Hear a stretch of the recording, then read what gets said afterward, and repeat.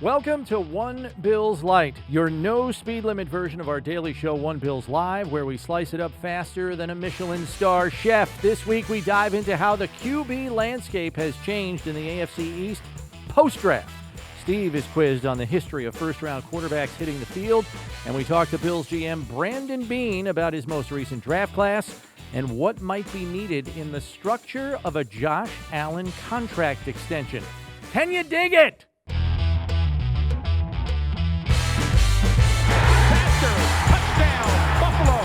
And it's Steve Tasker who has been all over the field. Kind of unique. He was kind of a dual-role player for you. Steve! A balloon. Steve! A blimp? We're not even in the stratosphere of normalcy. Welcome to One Bills Lite. Thanks for joining us. Chris Brown here, Steve Tasker there. And we want to begin with a dynamic that came... That's nice. You're waving to everybody. I do. Really nice of you. I do that. We want to begin with a dynamic that came out of the 2021 NFL Draft that will have a lasting impact, or at least could have a lasting impact, on the AFC East. Last year, the Miami Dolphins drafted Tua Tagovailoa 5th overall, and he played some and with a varying degree of success. This year, the Jets drafted Zach Wilson, and the Patriots drafted Mac Jones in the top 15 picks. So Buffalo's Josh Allen, the most experienced quarterback at age 24 in the division. He'll turn 25 in about 2 weeks. So how will the two newest quarterbacks impact this division in 2021, if at all, Steve? I think it's going to be difficult. It always is for a young quarterback. We've seen it lately, however, when guys get on the field first, they have some success. Justin Herbert in San Diego, Joe Burrow in Cincinnati, albeit in a shortened season because of injury. We've seen some guys have some early success. Pat Mahomes in his second year was very good. Other guys have done that. So in recent years, the trend in the league is to fit an offense around what your young quarterback can do and let him grow from there. And as he grows, so does your offense and your menu of plays. Look for that to happen in both New York and in New England with the Patriots. So, and also in Miami. So, yes, they're going to have a little bit better success, but they're still on an uphill climb because Buffalo's got a guy that was the runner-up in the MVP voting a year ago, and it looks like he's got the leg up on all those places. I do have to say it was pretty noteworthy how the Jets approached the draft, because even after they drafted Wilson, they kept pouring it on the offensive side of the ball. Elijah Vera Tucker, followed by the slot receiver, Elijah Moore. They didn't address their defense, which is desperate for talent, until day 3 almost in the draft. And they have a defensive head coach in Robert Saleh. That was very telling to me that they surrounded him with as much as they could. And to a certain extent, the Patriots did the same thing, more so in free agency maybe than in the draft per se. You know, getting the receivers, Kendrick Bourne and Nelson Aguilar, and then the two tight ends, Henry and Jonnu Smith. So it looks like both teams did what they could to surround whoever the quarterback was in New England. It was Cam Newton at the time, and Zach Wilson. So this build around the quarterback top priority on the list seems to follow a lot of what the Bills have done the last couple of years with Josh. So it'll be interesting to see if it works as well for them as it did for the Bills and Josh Allen. And with defensive head coaches, and let's face it, Bill Belichick started out as a defensive coach, Sean McDermott, Robert Saleh, and Brian Flores. Yeah, I hadn't thought of that. It's 4 defensive coordinators who elevated to the head coaching slot in the division.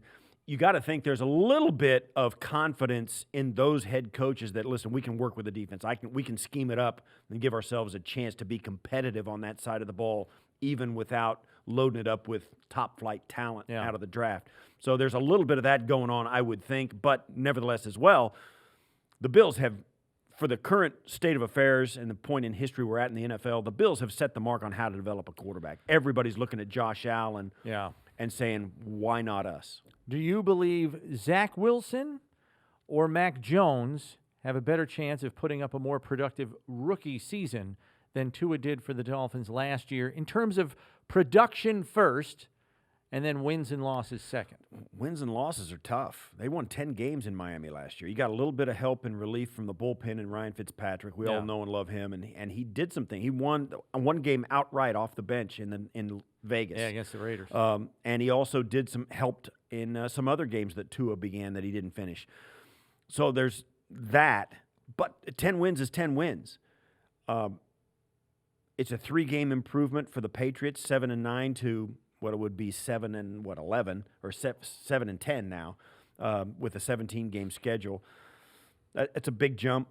The Jets, they can go nowhere but up. And I think if they can get some consistency with Zach Wilson, find out what he can do, and he's going to play from the jump, and he's going to play from right out of the gate. And their offensive line is better than Miami's offensive line was a year ago. Mekhi Becton and Vera Tucker give them a basis for an offensive line going forward that may not change on that side of the ball for 10 years with those two guys. And finally, does Tua have a better season this year than he did last year? Again, another team that did what they could to surround him with more firepower. Will Fuller there now, and then Jalen Waddle, the first-round pick, as we know. And then they even got a tackle in round 2 in Liam Eichenberg, who presumably is going to play right tackle with Austin Jackson, their first-round pick last year at left tackle. Yeah, they've got some guys. They'll be better around him. But he's going to have to make plays, and ultimately he's going to have to stand in the pocket and push the ball down the field and complete passes. That's the way the league is structured. I've said it time and time again. Ultimately, in the NFL, if you want to advance, you got to have a guy that can win from the pocket. Athleticism and all that aside, we saw what happened to Pat Mahomes. The team that won the Super Bowl this year had a quarterback that can't run. Yeah.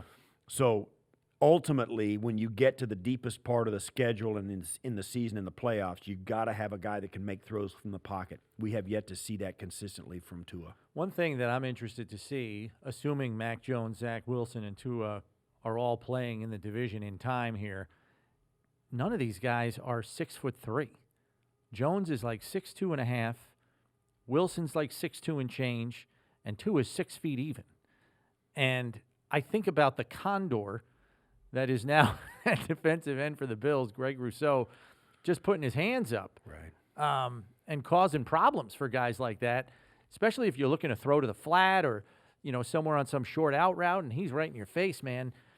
I'm wondering if the Bills are going to have their way with batting some passes down with those 3 quarterbacks going forward. It's just something that kind of rang in my head. I know it's probably a minor thing. You're probably talking like 2-3 batted passes a game at most. That's 2 or 3 third downs possibly. Yeah, and that's the off same, the field. It's the same story with Epineza on the other side. Last year's second-round draft he's no pick. shorty either. He's got length. He's 6'5 plus and can get his arms up. Bam Johnson, same thing. Yeah. He's a tall, high-cut guy who can get their hands up. The Bills obviously look for some traits, and they're starting to fill that roster out with guys who fit those traits, and it's becoming evident that it's going to cause some problems in certain ways. And I just like the thought of getting tall, long guys that can bat passes down, because more and more the passing game is moving to getting it out so fast that it's almost rendering the power of getting sacks powerless in a way. Not powerless, but it reduces the effectiveness of pass rushers getting home because the ball is coming out so fast. I don't know if these young quarterbacks are going to do that just because of their lack of experience. But as they get older and the passes come out faster, getting sacks becomes that much harder. So if you can knock passes down, you're one down ahead of the offense because you're rendering that play ineffective. It's a chess match that goes on with tactics and the way teams think about their offense. Offenses are starting to help their quarterback and their offensive line's pass protection by calling plays that call for the ball to get out.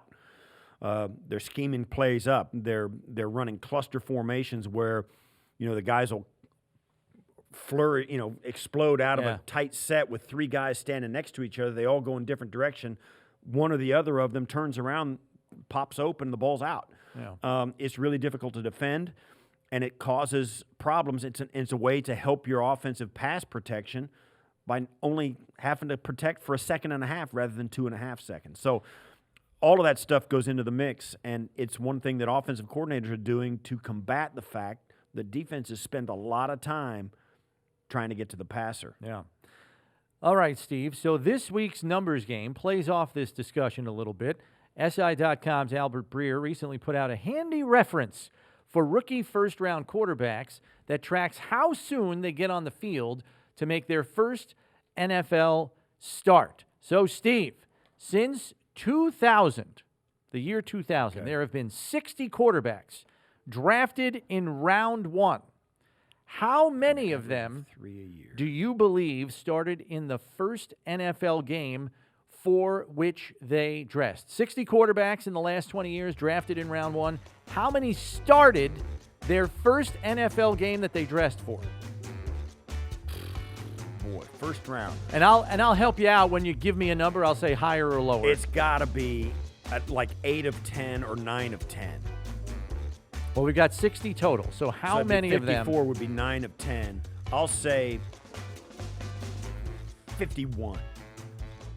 It's lower. That made their first game was their first NFL start. So 45. lower. Really? Way lower. Really? Yes. 25. Lower again. First game. All right. 10. Higher. All right. 15. A little bit higher. 16. 17. 18. 18. Tom is killing you with that Tom buzzer. is killing me with that 18 buzzer. Hammering it. of the 60 quarterbacks Really? That surprises started their me. first NFL game. We anticipate that will happen for Trevor Lawrence and Zach Wilson. Right. Probably not Trey Lance. Maybe Justin Fields. Mac Probably Jones. not Mac Nah, Jones. not with Cam in Unless there. Cam's throwing bounce passes in training camp like he did during the season. Yeah, the most recent was obviously Joe Burrow last year. Right. Kyler Murray in 2019. Sam Darnold for the Jets in 2018. They're going to hit the reset button. Zach Wilson. Carson Wentz. Jameis Winston. Marcus Mariota. E.J. Manuel. Yeah. think Kevin about Cobb it. had a concussion in the third preseason Think about game, it. and he was out of commission, never played for the Bills. Again, yeah. And actually had to end his career. So, yeah. The 2012 class was probably the most impressive. The 4 quarterbacks that started their first NFL game, Andrew Luck, Robert Griffin III, Ryan Tannehill, and Brandon Weeden. Cleveland. The illustrious Cleveland. That's list. unbelievable. Yeah, that's amazing. I thought it was going to be way high. Obviously, thought it was going to Yeah, be way okay. higher. So second question. How many of these 60 first-round quarterbacks do you believe did not start at all in their first NFL season? So you know there are 60? there are 18 that started in their first NFL game. So subtract that from the number right out the gate. Right. Next part is, how many do you believe did not start a game at all in their the other rookie way. season I'm gonna since say 2000? Didn't start at all. I'd like In there, well, you know, Aaron 3. Rodgers is in that group. right. Aaron, Mahomes did. He Right at the end started of the right at regular end. season. 3. I don't even know who they are. It's a little higher. Is it? A little higher. Not significantly, but a little higher, yeah. Right. Yeah, it's got to be like 5. A little higher than that. Really, 6. It's 8. 8. 8 did not start as a rookie. So, yeah, you're talking, let's see, we'll start from the most recent guys. And I'll tell you right now, there's the last quarterback drafted in round 1 It didn't start who at did all. not start in their first season was Jake Locker in 2011. 17th game. First game of his second season. Who was he with? Denver? No. Tennessee drafted him, right? Didn't Tennessee Yeah, draft maybe. him? Yeah, he I think it was Tennessee. Wow. And it went up in flames very quickly. Then you have to go back. I mean, really, this is a trend from like the previous decade, Steve. There's nobody from 2012 on that did not make a start in their first NFL season. So they get him on the field, man. Yeah, and I get it too. I mean, like Mahomes was the last game of the season. They had Alex Smith, former first pick of the draft, Yeah. and they were moving on from him. He was even then he was a little bit older, and they were in the playoffs or whatever. And they said, let's give this guy a start. And then Aaron Rodgers. I mean, it's deja vu all over again. The old Yogi Berra saying now he's being replaced by number 49th game. for Aaron Rodgers. And I didn't think about it, but that would have been the guy. Jordan Love didn't start at all. Yeah. Yeah, so it's easy to see why that list is really short. Yeah. Jordan Love, actually, you're right. Jordan Love is the only guy in this current decade that did not start in any of his first 16 games. Even Josh, I mean, he was Aaron on Rodgers. the field week 2. First start week 2. And got he in the played game this- in and week 1. Right, he finished the game in week 1 at like the whole second half. So here's the last numbers game question with regard to the first round quarterbacks. What do you think is the average number of games that this pool of quarterbacks hit the field for their first start? So on average, Okay. when did they make their first last start? 20 Game number what? The 60 quarterbacks we're talking about. The 60 quarterbacks. Like, they got So on the Rodgers field is by like- what game? Rodgers is like Well, he 50 hurts games. the average. Like, it's like 50 games for him, right? He or hurts something. the average, but he's in the vast minority. Right, exactly. But there's a lot of guys that were like first game out. It's 18 of them that were playing in the Yes. first year. I say first month, the fourth game. 4. It's 7.78 games, so it's just under the 8th game of the season. All right, they don't even make it half a game. Which is what makes how soon before Trey Lance, Justin Fields, and Mac Jones make their first start. We know Zach Wilson and Trevor Lawrence are starting right out of the gate, right. but we're probably looking somewhere before mid-season, Yeah. based on these numbers for That's each of what I those said, guys. like week 4. Because you get out of the gates and 4 games is like, okay, where we sit, how are we looking? Yeah. And if you're 3-1, it's like, no, we'll stick with what we're doing. Yeah, If- we'll stick with if Jimmy it's- G. If or, it's 2-2 and you lost the last 2 by landslides, like, all right, you may give them another game, that Yeah. kind of thing, right? Then if it's 1-3 and you lost the last 3, or you won the last one and the others were close losses, Yeah. you start to reevaluate. But you can see, you get to 4 games, it's like, all right, it's on the table now. now it's a possibility. Right. Although the Dolphins last year, they won 3 in a row, improved to 4-3 with Fitz, and then benched him and put Tua in week 8. Brian Flores, I got a lot of respect for him, but He there's- zigs when there's everybody thinks he's certain- going to zag. There's certain times when I'm like, what are you doing here? Like the What are you Fitz doing? benching, I Yeah. get. Now I'll say this too. He's not Fitz. You're back in. Yeah, he You know, wasn't late in the afraid game. to He was sit not Tua afraid down. to do that. And also, he was releasing guys. You know, they cleared their roster. All of that. So it's worth watching. But that Yeah. in the first half of the season, all these young quarterbacks are getting on the field. Yeah. So it was an interesting conversation. I'm glad we had it. Time now for our featured interview of the week. It's Bills GM Brandon Beane, who addresses trading down for the first time and why, what might be needed in the crafting of a Josh Allen contract extension, and what he might still be looking for on the free agent market. Here's Brandon. Brandon, congrats on another good draft class. You know, this is kind of the capper on your calendar year in terms of all the work that you and your staff put in. So I'm sure you're breathing considerably easier that now, although the work is never done, is it? No, it's we're always looking, and now's the time where teams are still making adjustments to their roster. Some based on maybe a guy they've got a high cap number for, and they drafted someone high that they didn't want to release him till they saw what they got in the draft, and now they're comfortable moving on. So yeah, I think over the next 4 or 5 weeks there'll still be some movement, and we'll definitely be scouring the waiver wire to see what comes available, if there's a guy that we think could compete to start or just be a back-end depth piece for us. Which side of that coin are you on? Are there guys on your roster you got to move on from because of the finances, or you're talking to them, or are you still out there shopping in the veteran free agent market? I'm in the shopping market, Steve. Right. I got a small bank account though. Yeah, right. So you're in the clearance aisle, right? yeah. I'm not at the Mercedes-Benz dealership. Yeah, I can right. tell you that. There we go. Hey, I know a guy.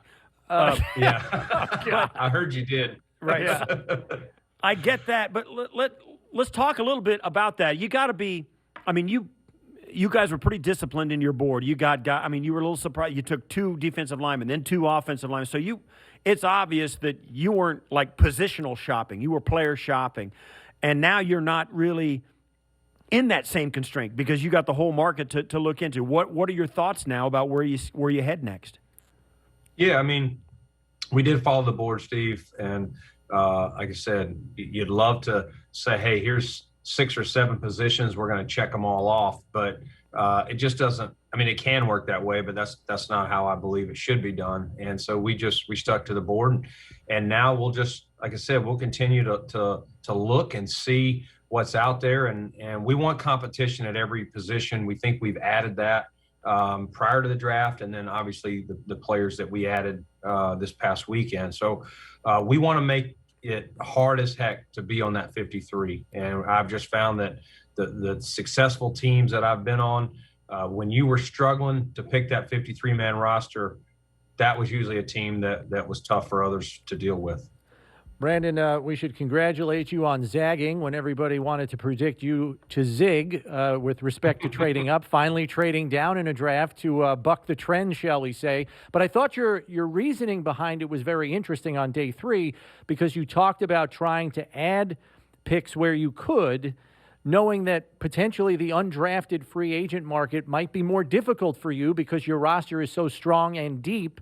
And it might make some people more reluctant to sign with you guys, knowing how hard it would be to make this roster. So maybe just walk us through that line of thinking and when it really came into focus. Was it strictly a day 3 thing, or were you even considering that on day 2?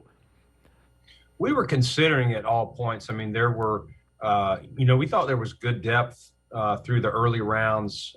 We probably had our most players in the 3rd round on our board. And so we did think there was some guys in the middle of this draft that could really come in and, if not be a starter, be a contributor and a guy that could grow into a starting role in time, maybe in a future year. But as we got later in the draft, Chris, it really came down to, some conversations we had with agents about players that, hey, if he doesn't get drafted, would he consider coming here? And a lot of those conversations were, well, we're gonna have to see. Like, I got to find the best spot for him. And certain positions, we got some guys that we think can come in and compete. Some others we were going to strike out. And so we just decided to. Honestly, talked about even trading back and getting another pick, but couldn't find the right situation, or we liked the guy that was on the board. So honestly, we were just trying to get as many guys however we could do it, with a late draft pick or recruiting them as a free agent, that can come in here, compete for a 53, and if not make the 53, at least be a guy you'd be excited to have on your practice squad. Right. With the rules now in practice squad, being able to elevate 2 players a week, it's very important to have as strong of a practice squad as you can, with injuries and things like that. What was the moment in this year's draft where you felt the most anxious about being in the right spot, or maybe having to move, or when was the most desperate or unsettled time in your draft room? During which of the 3 days, and at what point?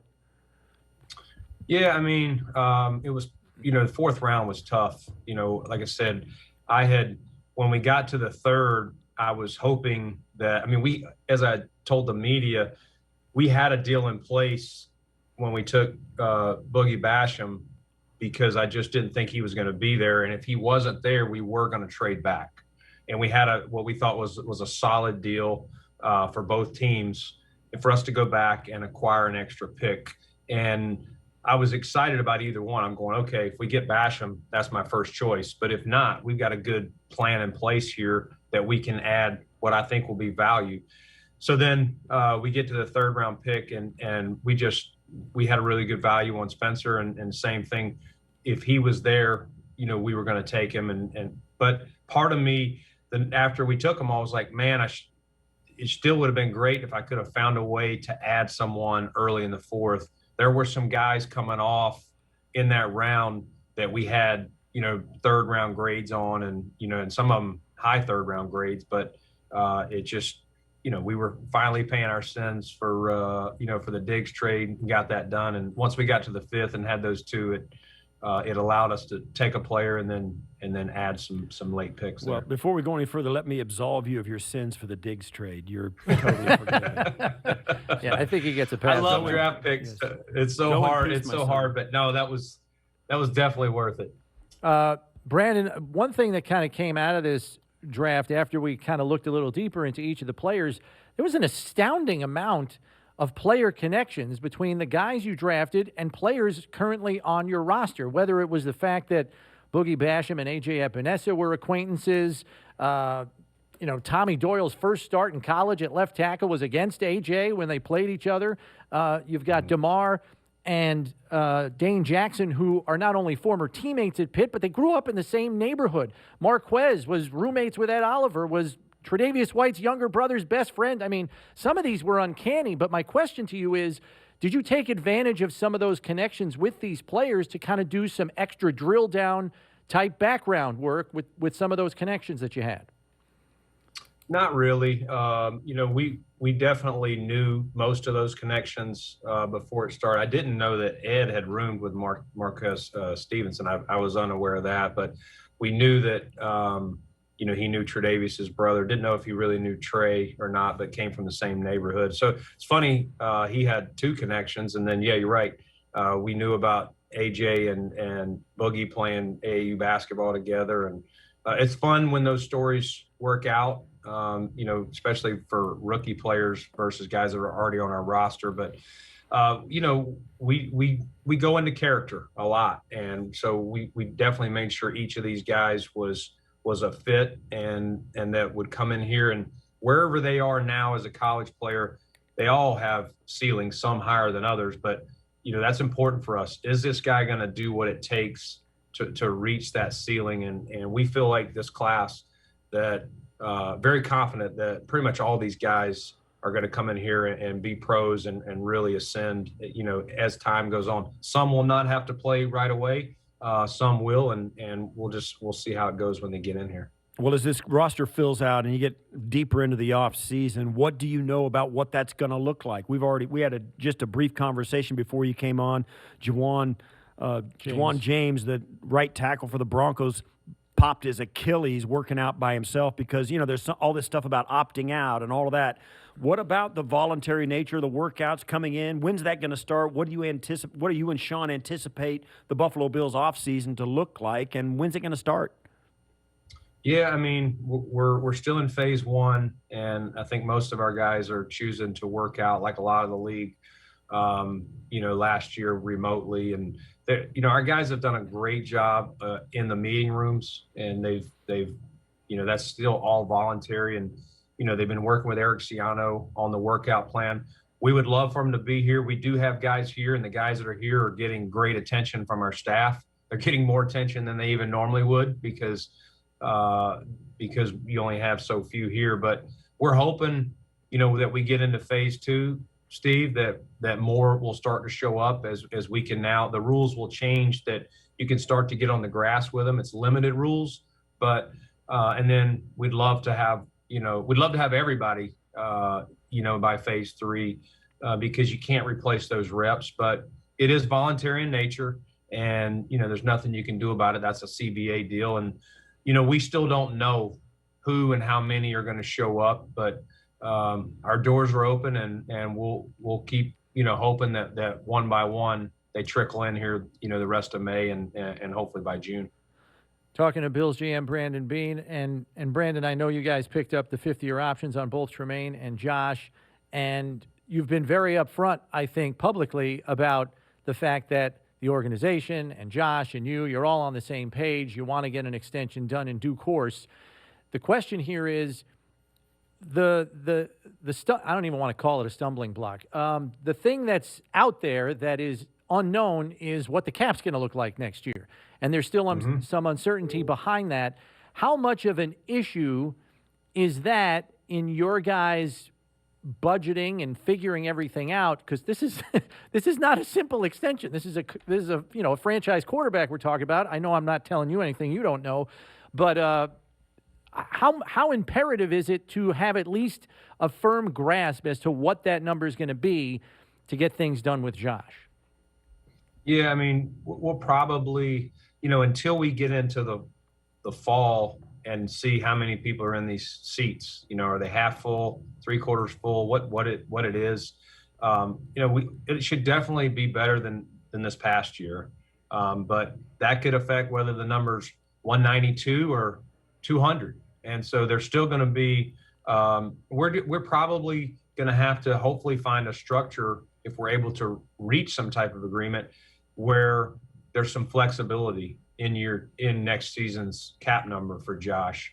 And that's where, hopefully his representatives will work with us understanding the unknown hurdle that we're facing right now. And again, I mentioned it on the radio the other day of this is hard picking up 2 guys at $36 million because when we drafted them, the CBA was different. And these guys both got increases of what we anticipated their 5th-year number to be based on making Pro Bowls.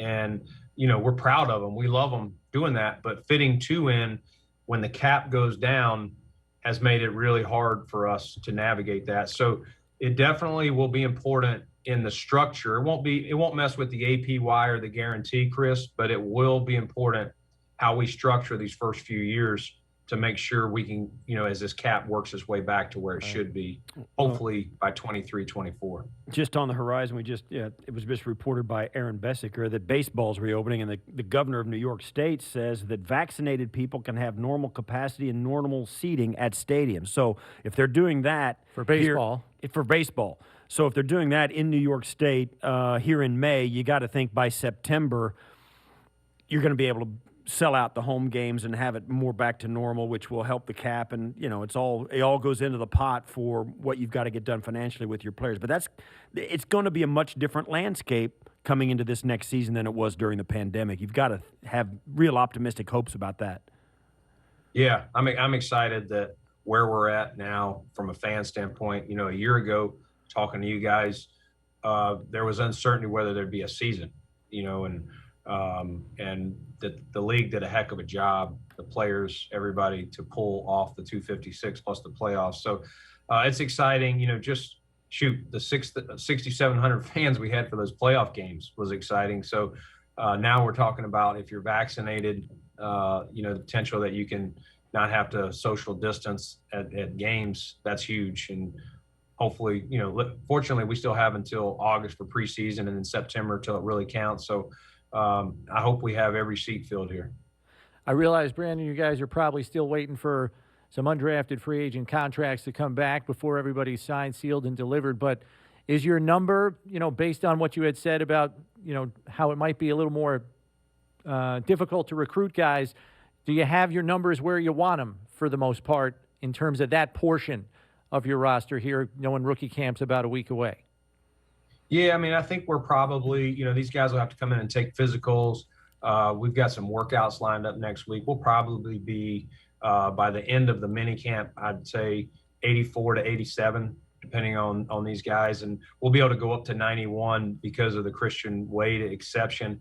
One of the things we're doing research on is, last year the league made us and the union to reduce our rosters down to 80 to start camp instead of 90. There's been some uncertainty whether, it could be a different number than 90. Is it 85? Is it 80? So we're going to try and monitor that before we push the roster up to 90 as well. Yeah, because I saw there was a write-up out of New England that the Patriots really aren't participating much at all in signing undrafted rookie free agents right away. So it seems like they're kind of holding their water on that too. That's a very interesting development. You got to. It seems like they're changing stuff on you guys all the time, and you got to pivot like at the drop of a hat. Yeah, a lot of teams wasted money signing some of these, these young players after the draft last year, and it's unfortunate because there were some players that we thought, had we been able to keep them around. Fortunately, like Antonio Williams, we had to cut him right away to get down, and just from a numbers standpoint, but fortunately we were able to get him back. But there were some that we weren't able to get back, and obviously selfishly we wanted all 90, but I felt really bad for some of these kids that you're talking 10 a club, that 320 players. I guarantee you there's some players in there that, had they been able to go to camp, would have made a roster. And it's just I hope for the league that we keep it at 90. It's very important. And this year we're going to be playing preseason games. Right. And last year we weren't doing that. Injuries will happen. We know that when you're playing those games. So going with 80 this year could be very problematic, because all of a sudden you get a run on injuries at a position. You've got to either injury settle and replace them, or you've got to play starters longer. So I hope that they come to a resolution at some point and we get it up to 90, but we'll see how that goes. What do you anticipate the protocols to be going through there? Are you guys going to be testing every day? It was like getting up and brushing your teeth in the morning. You were getting tested. I mean, it was amazing. You're right. I think the biggest win for the NFL last year was getting all 256 games. And I've said it. I think it was the most underrated accomplishment in all of professional sports was the league getting it all in. But how much of that's going to carry over to this year, and how tough is it going to be just to get up and rolling again? Yeah, I mean, the early indications are that if you're vaccinated, and that means fully vaccinated, means you've been 2 weeks since your second shot, that you're going to have to probably test once a week. But if you're not, then you'd have to test every day like we did last year. Still unsure about the masking, how that will go. I think there's going to be some incentives to, if you have X number of % of your players and staff vaccinated, you can live normal, let's just call it, back to the old days. If you don't, it's going to look more like last year. Social distant meetings, encourage as many to be virtual, mask in the building, maybe even mask on the sideline. You know, a lot of that still to be determined, but I hope that, you know, if those are the rules, that we'll be able to get enough people vaccinated and not have to deal with all the headaches from a year ago. So if you're one player away from the ratio from living normal or having everybody be tested, do you just cut a guy that's not vaccinated? Oh, wow. Yeah. Right? Yeah. I would, because it'd be an advantage, honestly. Absolutely. Steve. I mean, we're laughing, but you know, these meetings were not as productive as before, because we had, I mean, you guys saw it in the field house. We had 3 and 4 meetings going on, and sometimes you're talking over each other, but it was the only way to pull it off and be socially distant. So it would be an advantage to cut a player and fall under that umbrella. Last one for me, and I know this is a little bit off the radar. It's in the back burner right now. But the 2022 draft class, as compared to this one was we've got, by all accounts, was small. It was like 600 guys coming out, kind of eligible. Next year, you're gonna have like 9,000 guys in the draft pool. So those draft picks seem to me would be a little bit more valuable. But what are your thoughts about next year's draft? What that's going to look like in the wake of what we've seen over the last 18 months? Yeah, I mean, I still feel like, and this is early. I mean, I don't know a lot about this class, to be honest with you, other than some guys that we were looking at that we thought may come out and that went back. But the guys that were getting back grades, top 3-4 rounds, they came out this year. So I don't think that number is going to be different. I think the third day draft picks, though, those 5th, 6th, 7th, and free agents, I think there's going to be a lot in that pool, which, listen, you can still find very good players. You look at it every year. I think I saw a stat the other day that in the conference championship games, the 4 teams had 28 starters from the 5th through 7th round, you know, something like that, which was as many or more than any other round. So it's just, I do think it'll be a heavier volume of players we've got to work through and get situated. I don't know if the first 2 days will get moved a lot. Brandon, as always, thanks for the time. We hope the weather improves for you so you can get some well-deserved time off and hit them straight out there on the tracks. I know. I got to catch Steve. I know he's well ahead of me right now. You owe me money. All right. Thanks, man. I always do. Thanks, Brandon. Okay, Steve, it's time for our one burning question. Give it to me. I think we can say definitively that the most successful rookie quarterbacks from the 2020 class were Justin Herbert and Joe Burrow before he suffered his ACL knee injury. Which quarterbacks from the 2021 class do we believe will have the kind of success that those two had as rookies here in 2022? For me, my opinion, 0. None of them. 0. Now, because of the teams they're playing for? One of them may emerge and be offensive rookie of the year because you're going to take every snap. Zach Wilson or, Mac Jones or Trey Lance. Probably not, but maybe if an injury happens, they could emerge and do that. But they are not going to have the year that Justin Herbert had last year. Yeah. There is just no way. That guy was off the hook, had one of the greatest Over 30 touchdown passes. greatest rookie seasons for a quarterback of all time.